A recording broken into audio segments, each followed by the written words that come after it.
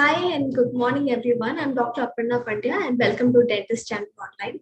Today with us we have Dr. Ashwin Parakarje, and he's going to talk about optimizing mechanical plaque control, evidence-based approach for clinical practice.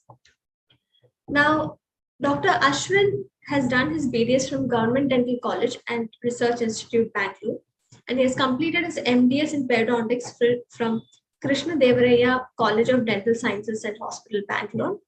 He has also done a certificate course in oral implantology from Noble Biocare. Currently, he's a consultant periodontist in Bangalore and a consultant instructor for individually trained oral prophylaxis courses at Curaden India Private Limited. He's also the panel member at DentistChannel.Online Private Limited. He has won the gold medal for IDA Colgate Scholarship in 2015, and he has been the best outgoing student at GDCRI Bangalore in 2017. He's also won the Pierre Fauchard International Senior Student Award in 2017. He has over 25 publications in PubMed, and he has authored the book on periodontal dressing. He's also authored the book Halegu Pettu Rakshane Guttu, which is about management of dental emergencies, written in Kannada, distributed freely to more than 250 Kannada medium schools of Karnataka. He is active in promoting oral health and dentistry to general public through writing articles in newspapers, magazines, websites, and also through educational videos. It's a great pleasure and absolute honor to have you with us, Doctor. Over to you. First of all, a very good morning to everyone present over here. And at the outset, I thank Dr. Aparna for the kind introduction. So now I'll move on with the session for the day.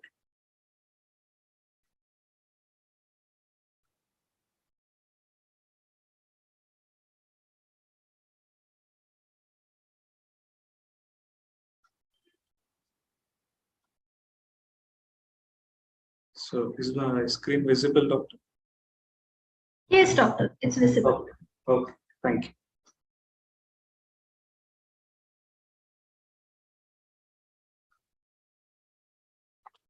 So once again, hearty welcome to all the attendees, and I acknowledge the presence of my beloved teachers and friends and everyone who have joined to this session for this particular webinar. So once again, hearty welcome and good morning to you all. So on this session, I would be discussing on optimizing mechanical plaque control, evidence-based approach for clinical practice.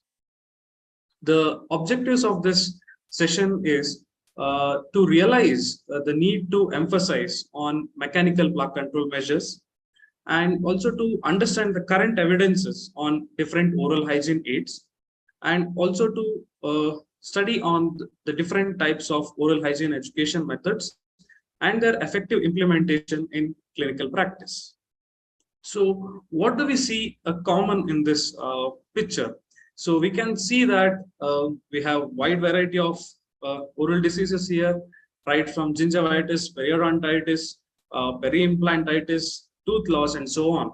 So what is the prime common prime cause that we can appreciate here? So it's all the plaque dental biofilm. So ever since dentistry is there, plaque biofilm was identified, and it has come through several generations. It has evolved over a period of time, and even we have evolved and advanced over a period of time. We have started from simple treatments, and now we are into digital dentistry era, and so on and on. But still, this particular entity, the plaque dental biofilm, plaque or the dental biofilm, is still the demon or devil for all the dental professionals. So what is the need to emphasize on mechanical plaque control? So if we see this particular chart, we know that in healthy condition, that is in the clinical gingival health, there will be, of course, the oral cavity is inhabited by a wide variety of species of microorganisms. So this resident oral microflora, when it is in symbiosis, they provide host benefits. So there is a symbiotic relationship with mutual benefits to the host and also the bacteria. But in cases of poor oral hygiene or due to certain lifestyle risk factors, and which leads to increased plaque accumulation, it will definitely lead to increase in risk for dental caries, periodontal diseases, of course, and there will be suppression of beneficial bacteria, and there will be increase in bacteria that are more pathogenic. So overall, it leads to a disease condition where there is increased inflammation, increased gingivitis, periodontitis, halitosis, and so on and on. But in case there is effective oral hygiene in place and there is effective maintenance protocol that is happening around, then the biofilm will be thin, then there will be beneficial microbes that are working there, all of which leading to a healthy condition. So a new term has been recently introduced to describe the interaction between host and the oral microbiome. So we all know that the oral microbiome consists of various microorganisms ranging from bacteria, virus, protozoas, fungus, and so on. So all of this collectively consists of this oral microbiome. So the interaction between host and oral microbiome has been recently termed as oralome. So what happens in oralome? In healthy oralome, that is in a symbiotic relationship, as I already described, it will have benefits both to the host and the bacteria or the microorganisms. But when there is dysbiosis, when there is imbalance in this particular biofilm or in this particular microenvironment, it leads to all sorts of oral diseases. And we know and we have studied over a period of years, and we have the great glorious history of 100 years of periodontal medicine by now. So because of this dysbiosis, it also increases the risk towards all these systemic diseases that I have mentioned here. It increases the risk for diabetes, Alzheimer's disease, atherosclerosis, head and neck cancer also. So all these things happen when there is dysbiosis. So how to tackle this dysbiosis? So we have a wide range of options. Once again, we have antimicrobial peptides, prebiotics, probiotics, drug delivery systems, chemotherapeutic agents like antibiotics, host response modulators, chemotherapeutic agents, and so on and on. But what comes simple and what is the simple solution for all this is maintaining the oral hygiene. So that is what is mentioned here. So what happens when the bacterial load and amount of plaque is increasing? So when the plaque is matured, it is correlated with the severity of disease. So we can see here, we have two clear distinct pictures here. So one which shows an advanced stage of periodontal disease. So in the current terms, we can call it as maybe a stage 4 of periodontal disease. And then on the other hand, we have a clinically healthy gingiva seen there. So it all correlates with the oral hygiene. So oral hygiene, if oral hygiene is maintained, microbial load will be less. Also, the disease severity will be less. Now let's have a sneak peek into the prevalence of periodontal disease. So this particular figures are taken from one of the Indian study. So it's a systematic review and meta-analysis published in 2020. So we can note that the overall prevalence of periodontal disease was 51%, and for gingivitis, it was 46.6%. And some form of mild to moderate periodontitis is being suffered by 26.2% of the population, and severe periodontitis was around 19% of the population. But here's something alarming, and that all of us need to really think upon, that half of the Indian adults suffer from some form of periodontal disease. Isn't this something that needs to strike to our mind? Half of the Indian adults. What is the population of India? And if someone says that half of the Indian adults are suffering from periodontal disease, so there is something fundamentally wrong in what is happening in our dental practice. Of course, there are multiple reasons around it, which we will explore in the course of the presentation. And ever since the introduction of dental implants, today, right, left, and center, dental implants are being placed all over. And it comes with its own risk of the peri-implant disease, because we have such a huge prevalence of periodontal disease. Of course, it translates to the peri-implant diseases as well. So this is also again from another meta-analysis where it shows that the prevalence of peri-implant mucositis is around 43% and peri-implantitis is around 22%. So once again, even this is an alarming situation where we need to take care. So why is all this happening? What are the reasons behind this? So these points are really need to be pondered upon. Of course, whenever there is an issue, we have the common and a very easy way is to blame the patient. Of course, patients are to be blamed because for various factors. So if we see this trivia here, people spend less than 15 seconds or around on an average 15 seconds for brushing their teeth in each quadrant. So if you take the average, it comes around less than a minute. And also I have come across studies where they say the average brushing time is around only 36 seconds. Is this enough to effectively clean all the surfaces of the teeth in the mouth? Definitely not. So of course, toothbrush is the magic wand to tackle the biofilm, but if it is not used effectively and not used properly, definitely that is not going to do any help. And also it is noted that significant proportion of people, they do not brush with the recommended frequency. And also the brushing pattern is so different that some of the areas in the mouth are regularly being excluded. Like if we see the prevalence of calculus in the lingual areas, and patients tend to become more convenient in brushing only few areas where they feel it more accessible. So there are so many issues around the simple thing of brushing itself. And then what about interdental cleaning aids? Again, the figures are very low. The number of people using interdental devices are very less, hardly around 2% maybe. And also, people do not comply properly to the supportive periodontal therapy or the maintenance protocols. Now let's see, are there any dentist-related factors behind this? Yes, of course, we are all good. We are all trained under good hands. We are doing our job perfectly in our clinical practice. Probably we are doing very good cavity preparation. We are doing very good restoration, composites, aesthetics, placing dental implants, doing all sorts of rehabilitations and doing our work perfectly fine. But there is some fundamental problem that we all need to accept. Most commonly, if we see the prevalence of periodontal disease per se, the general practices, we are not identifying the problems or probably neglecting the gingival diseases. So if we do a proper periodontal probing, that is just run the probe in the gingival sulcus of each patient that come into our practice, probably we'll identify lots of periodontal patients.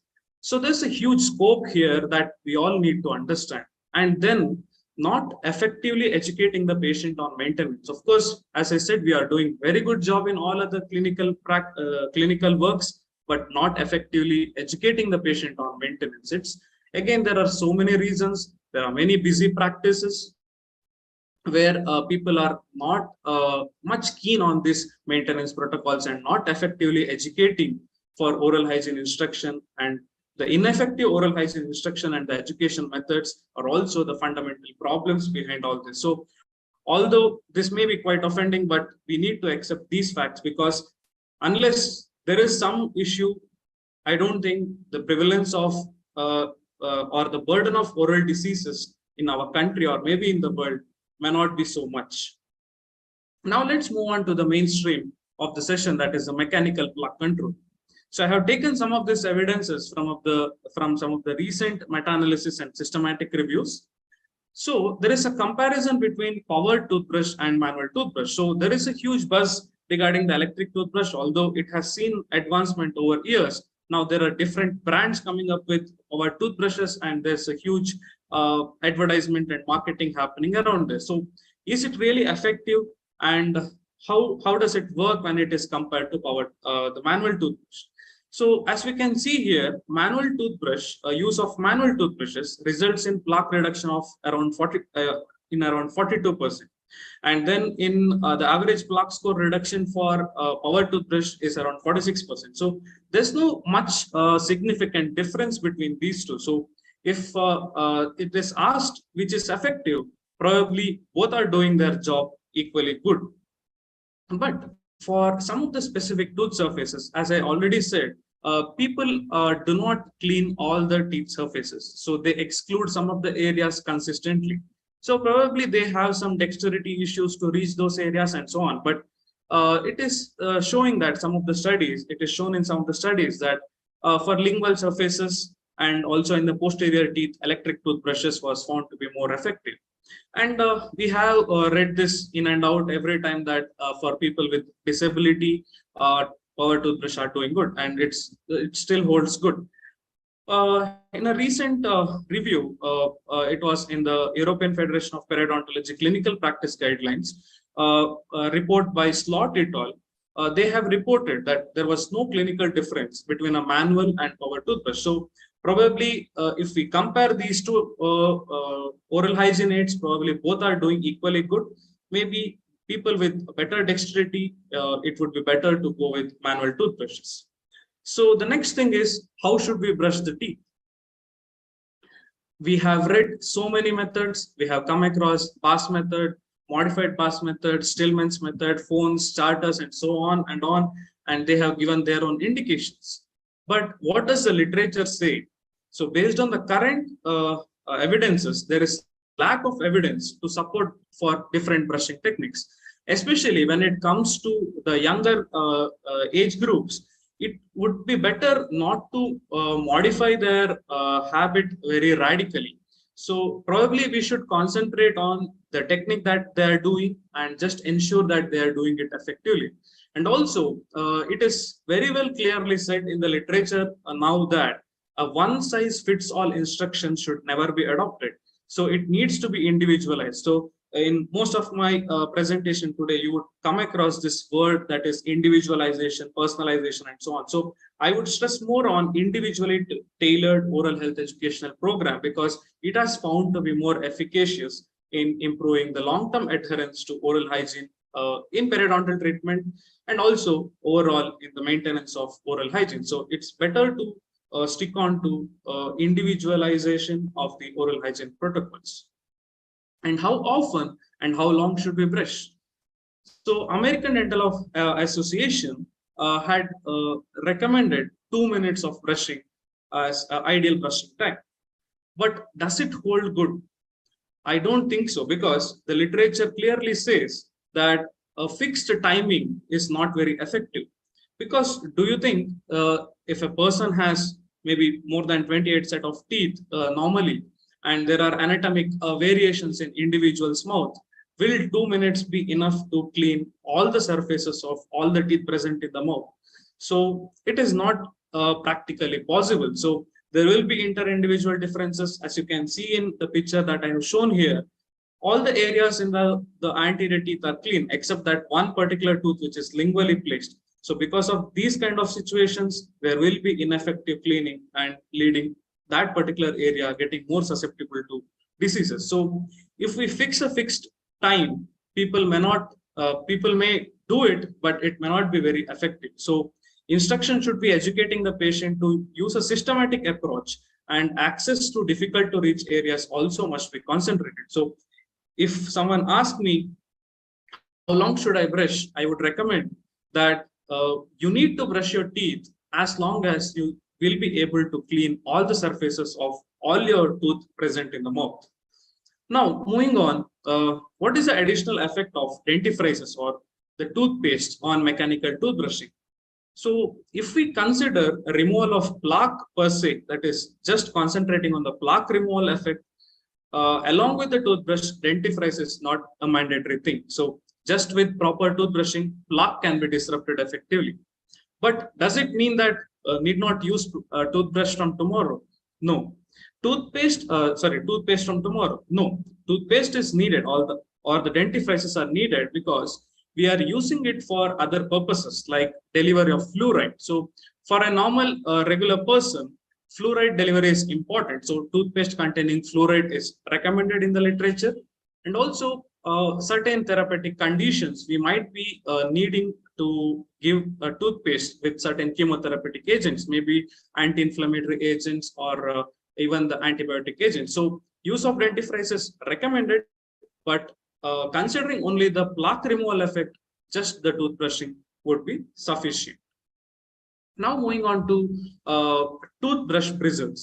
So we have numerous types of toothbrushes in market today with zigzag, all these dancing styles of bristles. But the studies are lacking on, or maybe there are no proper consensus on all these things regarding the efficacy. But regarding the consistency of bristles, there are many studies, but there are lots of variations as well, because most of them have been in vitro studies on models.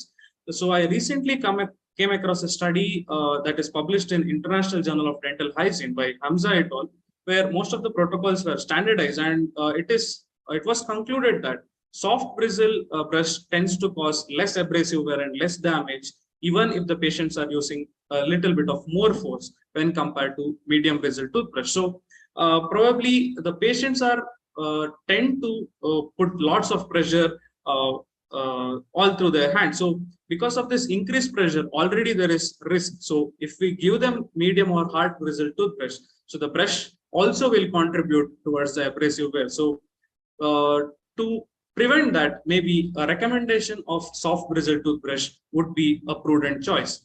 And there are so many other parameters when it comes to toothbrushes. So there are various number of brushes with a number of bristles, ranging from 1,500 up to 12,000 these days. And there are bristles that are coated with neem, charcoal, and so on. And there are different bristle materials like nylon, curin, and so on. So there is no proper consensus on all these things. So which is again opening up the scope for research on these basic things. Now let's move on to interdental cleaning, very important aspect in plaque control. So what is the rationale behind interdental cleaning? So this interdental gingiva particularly fills the embrasure, and it is not very easy to access with the regular toothbrush. So when this area is exposed to inflammation, this helps in establishment of the plaque, and most of the problems starts here. So if we see, most of the caries are starting in the interdental areas, and also the gingival issues or the periodontal problems start from this interdental area. So this particular area, if not effectively cleaned, it favors the periodontal disease, and effectively managing the interdental hygiene helps to reduce the extension and severity of interdental cleaning. So what does these major advocacy groups of the professional societies say about interdental cleaning? So what I found that is European Federation of Periodontology, American Dental Association, American Academy of Periodontology, FBI, European Organization for Caries Research. So all these major organizations have come to a consensus that management of dental caries and gingivitis, they rely heavily on self-performed oral hygiene, in particular toothbrushing with a fluoride containing toothpaste and interdental cleaning. So interdental cleaning has been emphasized by major bodies. So the evidence supports for regular interdental cleaning. So the most commonly advertised, most widely advertised and marketed interdental aid for a very long period of time was dental floss. But has it gone for a toss? No. So most of the recent studies, the large scale studies, systematic reviews show that the floss in particular has failed to effectively remove plaque and also in reduction of gingival inflammation. But does it mean that there is no utility of floss in the current day? No. European Federation of Periodontology says that if a person is effectively able to manage the interdental hygiene with the floss, then definitely the individual can go ahead with it. But if people are finding difficulty, then definitely this is not the right interdental aid, because there are better and efficient interdental aids. And also it recommends that wherever the spaces are too tight, where there will be certain anatomic conditions where maybe the interdental brushes are not safely able to penetrate. So in such areas, maybe floss has some role to play. And these are the evidences that I came across in the literature. These are some of the systematic reviews with good number of subjects, and also a randomized control trial where all of it says floss, use of floss is not showing any additional benefit to toothbrushing in reduction of plaque and also gingival inflammation. So what is the reason behind the failure of floss? So it requires a complicated skill. So it is a technique sensitive interdental aid where people need to master how to use it properly, because if it is not used properly, it will definitely cause floss clefts and also bleeding and other issues. So because of all these issues, people are not much compliant to use floss. So we can see that the compliance is very low, as much as only 2%. And floss, among floss also there has been various modifications. So this is one of the modification where floss picks or floss holders are being presented by various companies these days. So this can be used in people lacking dexterity to use the threaded floss. So maybe this might have some additional benefit compared to the traditional floss. Now let's learn the change in a concept here. So in the previous days, in all through our textbooks of periodontology, we have come across this particular thing in mechanical plaque control chapter, that all the type 1 embrasures are meant for dental floss. Type 2 embrasure, that is when the papilla is not completely filling, it is meant for interdental brushes, and then when there is papillary recession, it is meant for tufted brushes. So this concept probably was because in the previous days, there were no much variations in the sizes of interdental brushes. So the sizes available were very narrow. That is, there were only hardly very few variations. So I have seen only two types, that is one narrow and wide. So there was no much variations in the sizes. But in the current day, we have wide range of variations in the sizes of interdental brushes. So right from starting from 0.4, 0.6 millimeter up to around 3 millimeter diameters are available. So this suits for all the spaces, even in type 1 embrasures. So it doesn't mean that if a person has type 1 embrasure and there is a complete papillar fill, it may be a so-called tight contact, but I don't think any contact is so tight that it can prevent the entry of bacteria. So definitely plaque biofilm needs to be cleaned even in type 1 embrasure. So this is a concept called as pass hole diameter. So if we see this particular chart, we can see the pass hole diameter is basically the diameter of the internal wire of the interdental brush. So as I have shown here, so this is a cross section of an interdental brush. So we can see that this is the core wire. So this particular diameter is called as pass hole diameter. So we have wide variations of sizes, as I already mentioned. There are different brands all over the world, but in India, probably we have Curaprox, TP, and Colgate, Oral-B, and so on. But the range of sizes, most ranges of sizes are available only in TP and Curaprox. So they have the smallest size of interdental brush and up to the largest size of interdental brush. So this particular access radius, or if this pass hole diameter matches the size of embrasure, definitely it can be cleaned with interdental brush. So we'll see to it in the coming slides. So just to compare with the utility of floss and interdental brush, so this is a magnified image of one interdental space, where we can see that when a floss is passed through the interdental area, it is not effectively touching all the surfaces of that particular teeth. There will be concavities, there will be some undercuts. So that particular areas will not be properly cleaned by using floss. So it is just a single line that is passing. So it is not effectively cleaning and not effectively dislodging the plaque present there.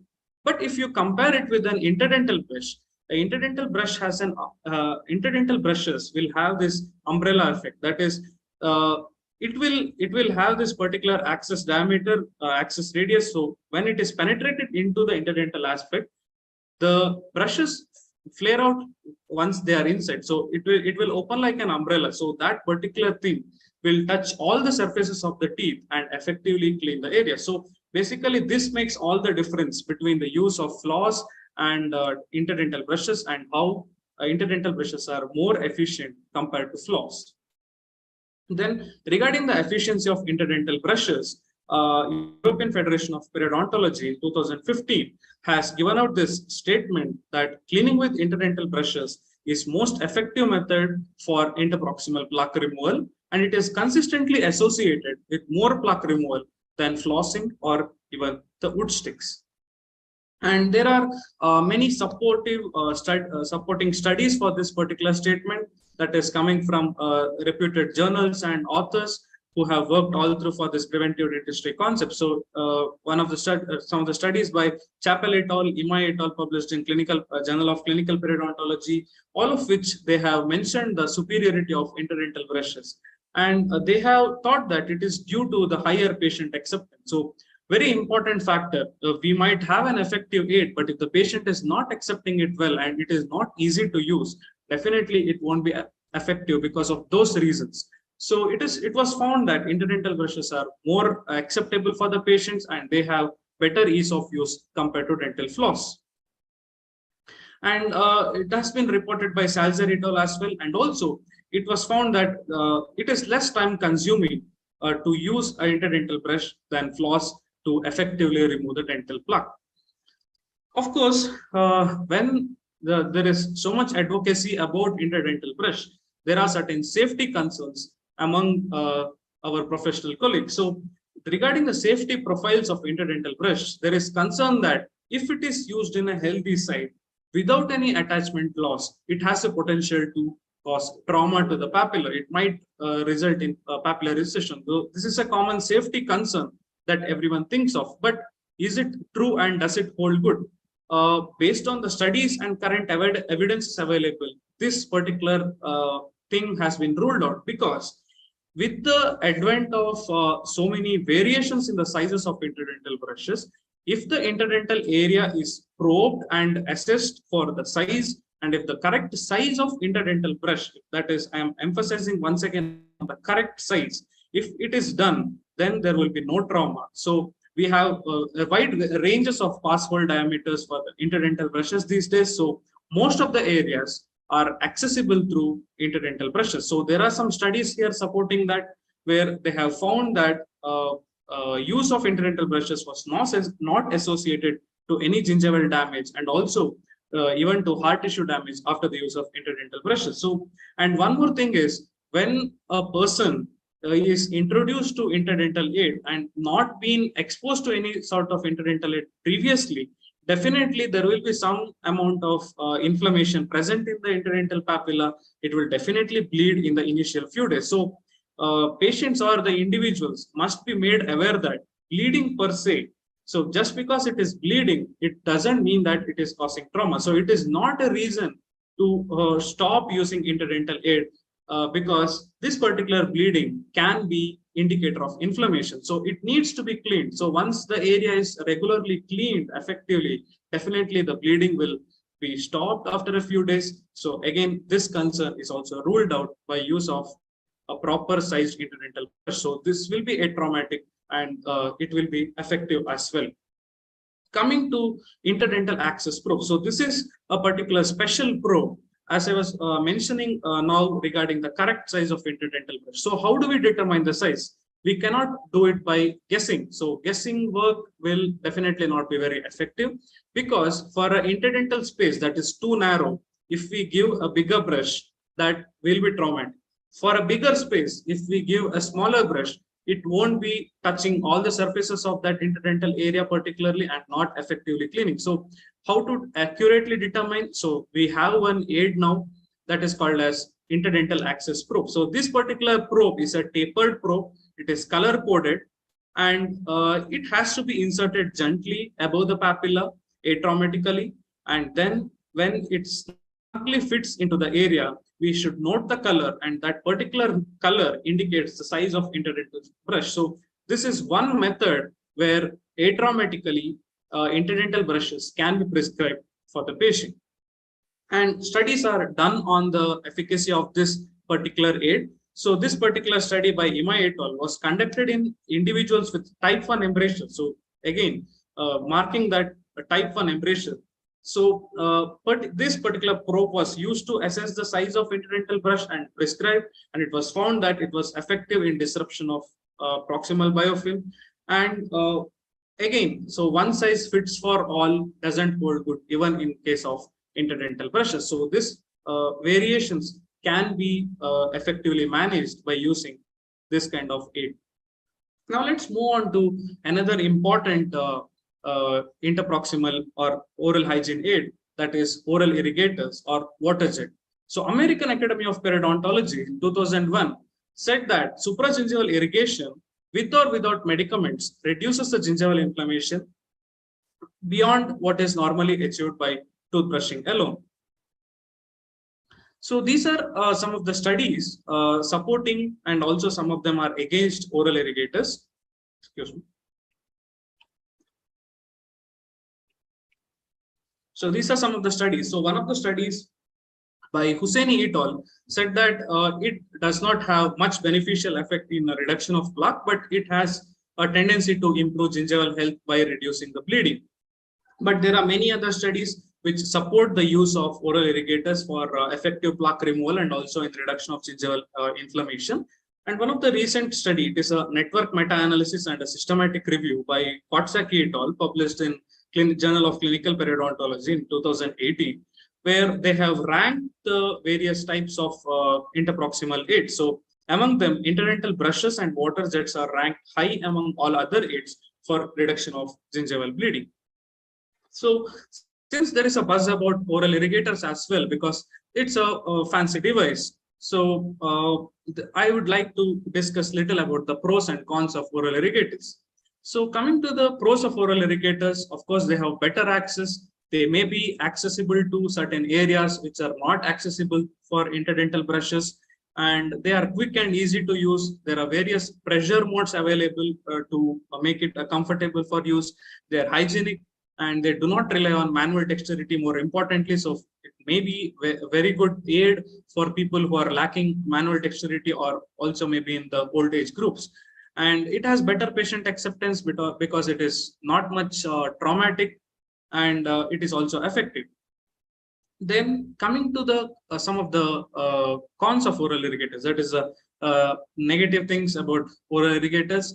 First and foremost is the cost, and it is expensive one. So I have not come across any oral irrigators that are less than 5,000 Indian rupees. So in that case, it can be little expensive affair for the patient to buy when compared to interdental brushes. And it requires an access to sink because there will be continuous water splashing. It may be messy to use. And also size of the device is also sometimes an issue because it comes with the quite a huge size of device when compared to, of course, the miniature interdental brushes.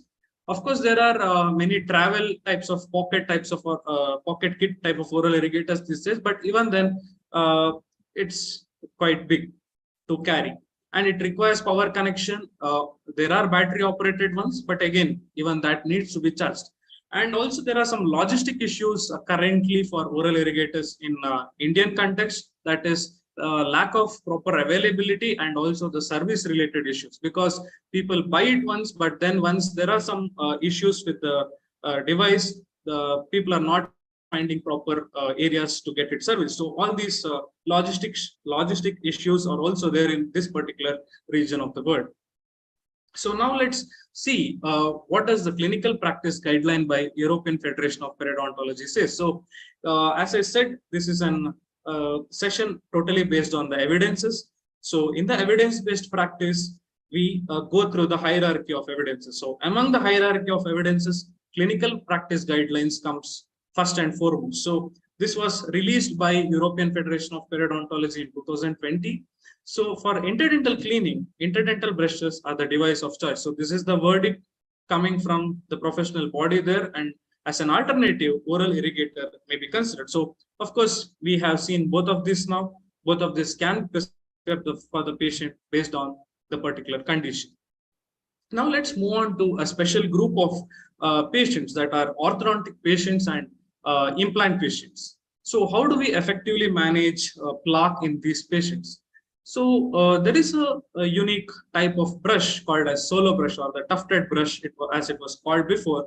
So this particular brush can be used to clean around the abutments, the implant crowns, and the processes in and around the process. So and also around the implant attachment. So this effectively cleans the particular area because of its bristle pattern. So this, along with the combination of interdental brushes, would do magic in maintenance of implants. Coming to ortho patients, I'm sure ortho patients who are very keen would really bless you if we prescribe them with this solo brush or single tufted brush, because it can effectively clean around the braces and remove all the food and plaque that is accumulated around it. So, and also the sulcular region, more importantly.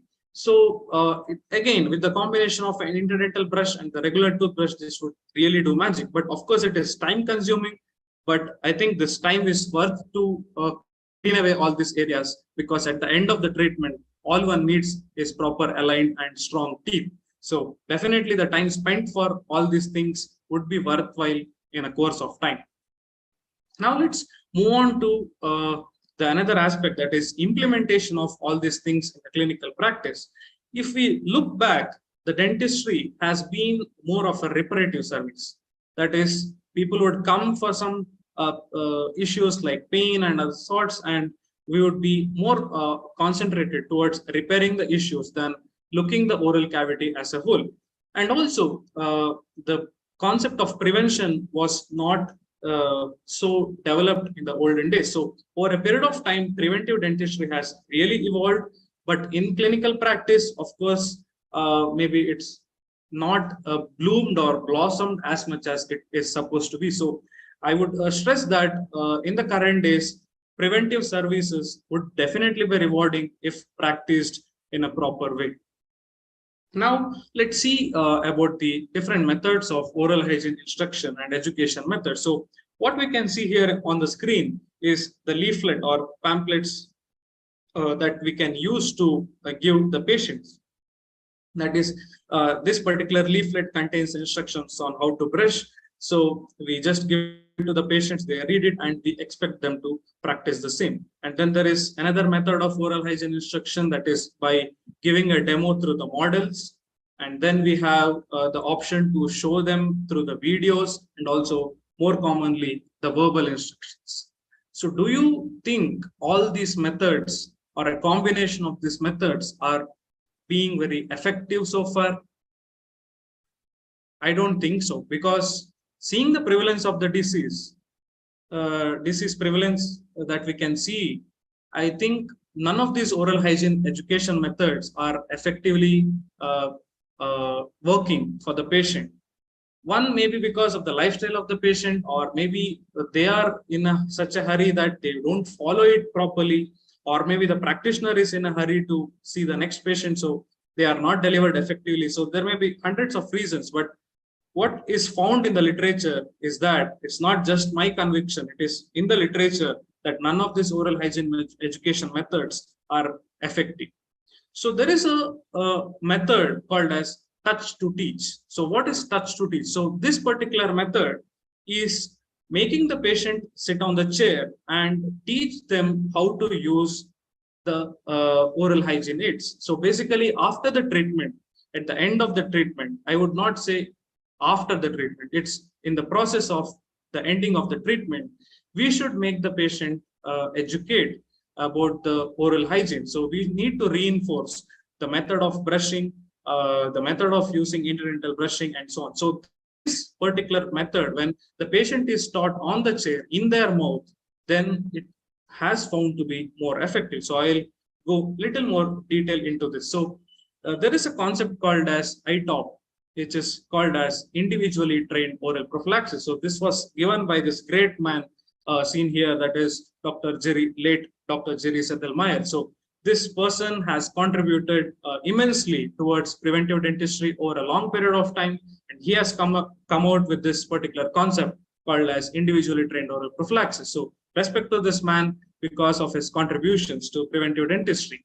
So what is this concept? It is a cutting edge method where oral hygiene techniques are practiced in the mouth in collaboration with the instructors. Instructors are basically the one who is already trained how to perform these particular methods. So we use this touch to teach approach to teach the patient how to use these oral hygiene aids effectively. It may be the toothbrush, it may be the interdental aid, it may be the floss. So when this is taught to the patient, it gives us a platform or avenue to correct, improve, and guide the patient in these oral hygiene techniques. So this particular method has been very effective in dealing with the patients. And this is not only by one person. There are several authors who have supported this particular method or this particular way or of oral hygiene education. That is individualization. We cannot generalize and give some instruction to patient as a blanket cover. So it has to be individualized and personalized, and just that individualization because of various inter-individual differences in the patients definitely makes a game-changing thing in oral hygiene practices. So myself, along with my professor, Dr. MLV Prabhuji, during my post-graduation days, we conducted a study comparing different oral hygiene instruction methods. So we restricted it for the use of interdental brushes. So we compared different oral hygiene education methods. So we educated some of them with a video, some of them with demonstrating it on model, and some of them with this touch to teach method. So we measured the interdental spaces, gave them the right interdental brush, and taught them how to use. So we observed the participants for 3 months of time, and then we found that touch to teach method of oral hygiene instruction was found to be effective, and it was more acceptable for the patient. And the patients who underwent this particular method of oral hygiene instruction, they accepted the use of interdental brush particularly, and they were more regularly using the interdental brush. So this was again examined use with the use of different indices. So this study is recently published in the International Journal of Dental Hygiene. So again, this particular technique is backed scientifically. And then we have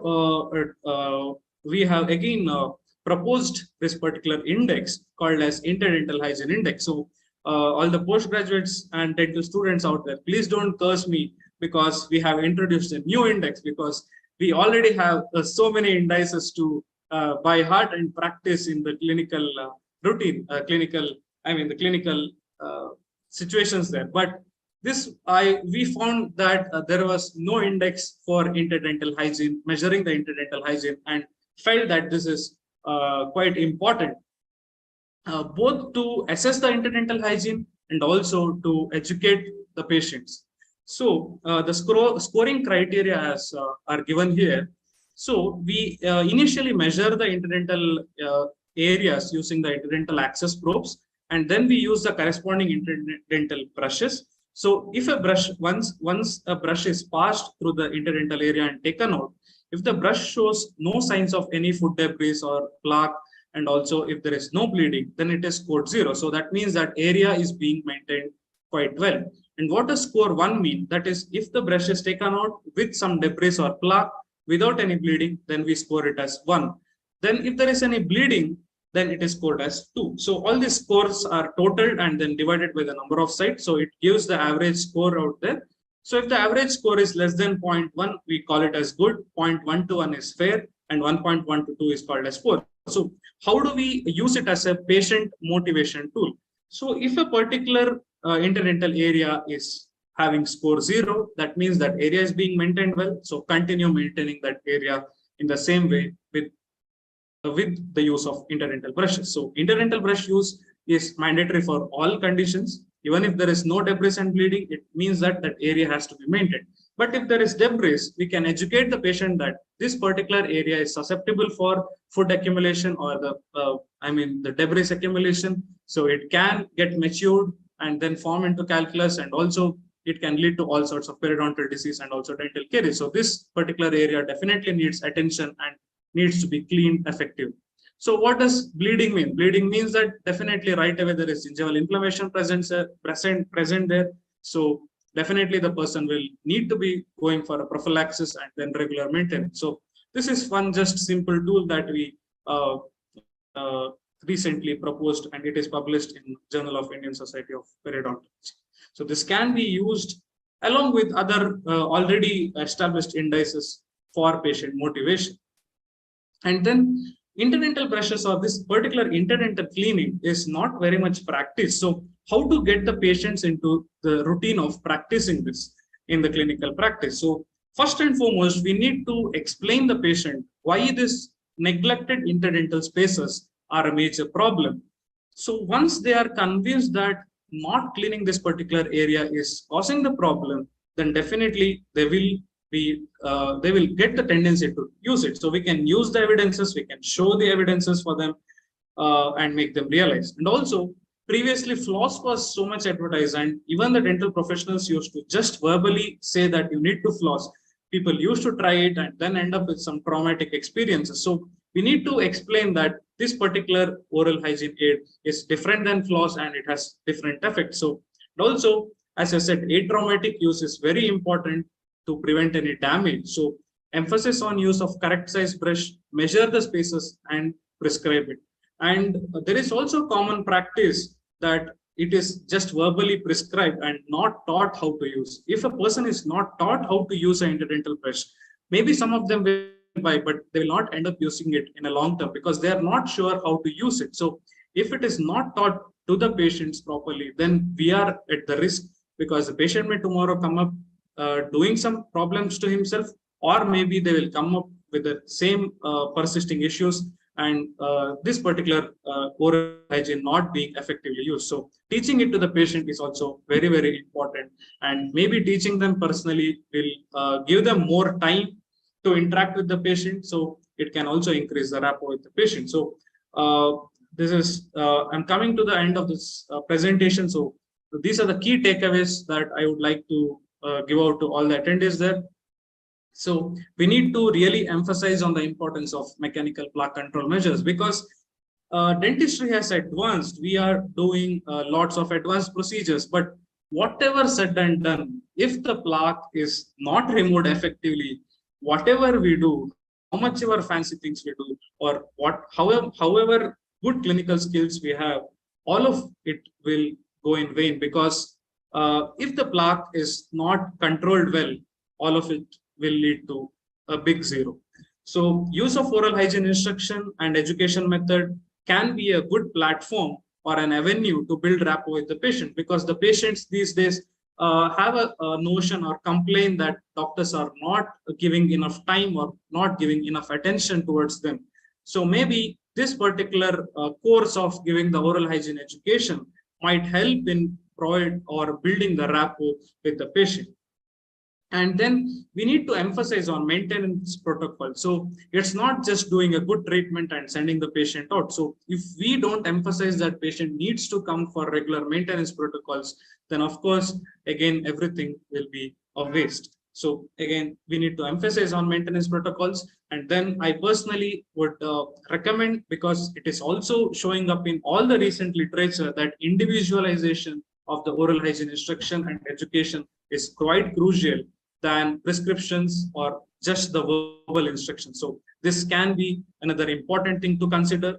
And I would again recommend, from my personal behalf and also based on the evidence-based literature, that mandatorily introduce your patients to interdental cleaning methods, because it can be a game changer. You are giving a very good crown, you're giving a very good bridge, you're giving a very good implant, but if that particular interdental space is not cleaned, or maybe once the patient is exposed to this particular cleaning method, the freshness that they feel, definitely they'll get addicted to it. So it can be a game changer in your practice. So these are the key takeaways.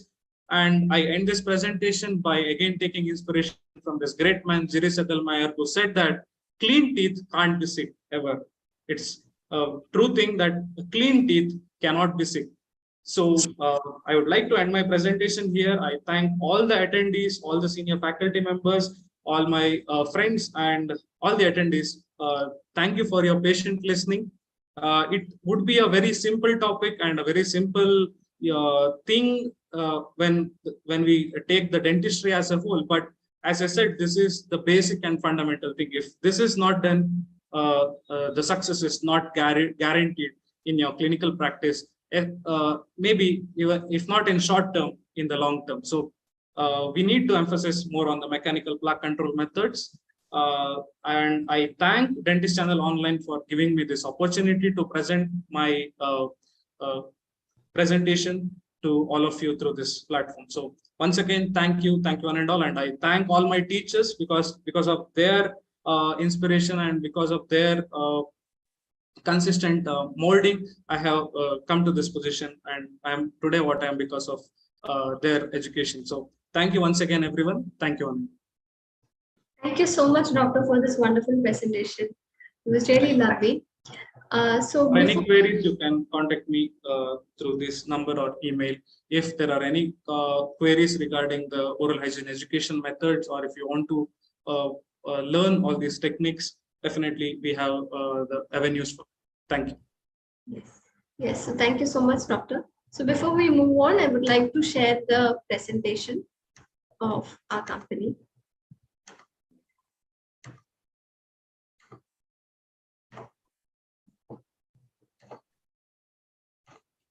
So DentistChannel.Online is the first digital dental media, and we provide services for both dental professionals as well as dental organizations and dental businesses. For dental professionals and dental students, we cater all your academic and professional needs. Like we provide regular updates of dental news, webinars, courses, events, premium videos, clinic IT services, Prime membership. You can also submit scientific articles, do dental business, contribute videos, or buy and sell dental materials. For dental organizations, we host events, we provide graphic designing, social media marketing, website development, participant certificates after every event. You can have event registration, consultation services, content writing and designing. You can also list your business or advertise with us. So we have conducted more than 700 live dental webinars and more than 25 dental workshops. More than 40K participation certificates has been issued so far, and more than 400 national and international speakers are there with us. There are more than 300 plus oral care videos under the hashtag Save the Tooth. We've also been in the India Book of Records for maximum speakers participating in virtual dental program on oral implantology. So you can now easily avail Prime membership, and the benefits are you can have a personalized account in DentistChannel.Online with access to profile at any time. You can access all our webinars. You can get special discounts on dental courses which are being continuously conducted. You can get certification by recognized institutions with CPD, CDE points, and there'll be regular updates and news about dentistry. You can access our scientific articles and recorded webinars at any time. You can even participate as a speaker or publish public awareness videos. So all the participants will receive a participation certificate with CPD points, and you can be a Prime member of our DentistChannel.Online at just rupees 799 per year. You can avail a special discount by using the promo code AP100. So these are our upcoming webinars, and thank you so much. So Dr. Ashwin, can we take up some question? Yeah, sure. So there's a question, what is EFP on Clinical Practice Guidelines 2020 in a slide? EFP is the European Federation of Periodontology. So European Federation of Periodontology has recently released this particular clinical practice guidelines. It is published in Journal of Clinical Periodontology. So everyone can freely access it and read through all the clinical practice guidelines given out. Yes, thank you so much, Doctor, for taking out your time and being with us today. It was really a lovely presentation and very enlightening for us. Thank you so much. Thank you, Doctor.